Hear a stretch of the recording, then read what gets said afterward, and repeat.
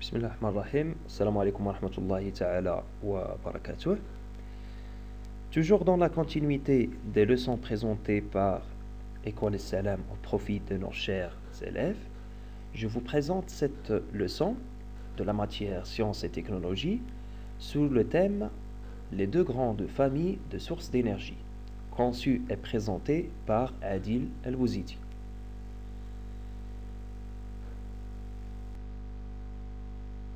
Dans cette leçon, on a deux axes, les sources d'énergie renouvelables et les sources d'énergie non renouvelables.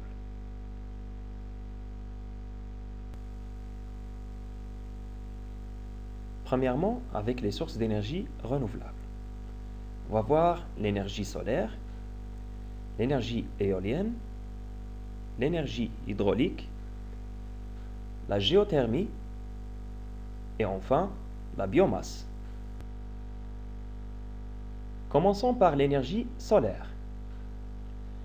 L'énergie solaire est une source d'énergie qui dépend du soleil. Cette énergie permet de fabriquer de l'électricité à partir de panneaux photovoltaïques ou bien des panneaux solaires.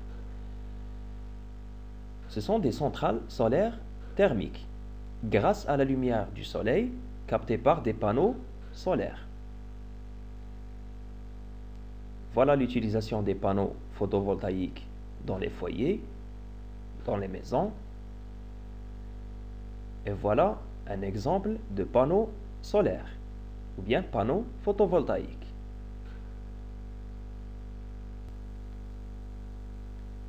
Maintenant, l'énergie éolienne.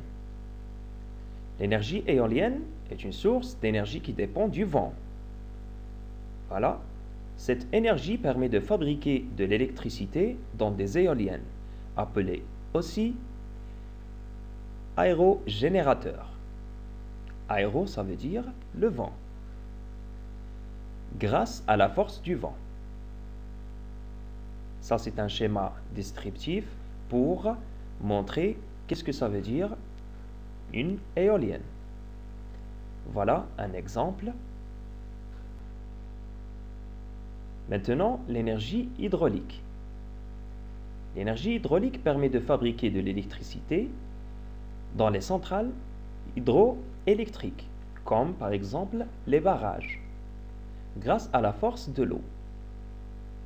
Voilà le schéma d'un barrage. Voilà une image qui représente un barrage.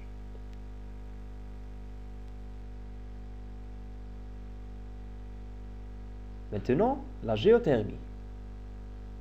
La géothermie est l'étude et l'utilisation de la chaleur du sol.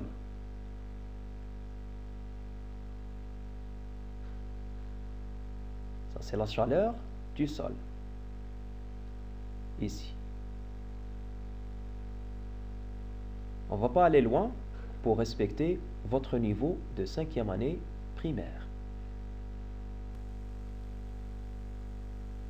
Et enfin, la biomasse. La biomasse issue, ou bien l'énergie issue de la biomasse est une source d'énergie renouvelable qui dépend du cycle de la matière vivante, végétale et animale.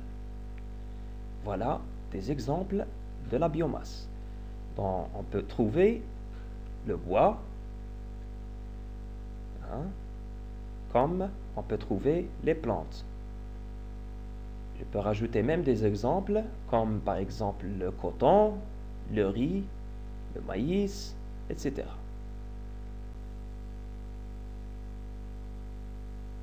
Maintenant, on va voir les sources d'énergie non renouvelables. Premièrement, le pétrole, le gaz naturel, le charbon, l'énergie fissile ou nucléaire. Commençons par le pétrole. Le pétrole est une huile minérale résultante d'un mélange de divers composés organiques exploités par les hommes.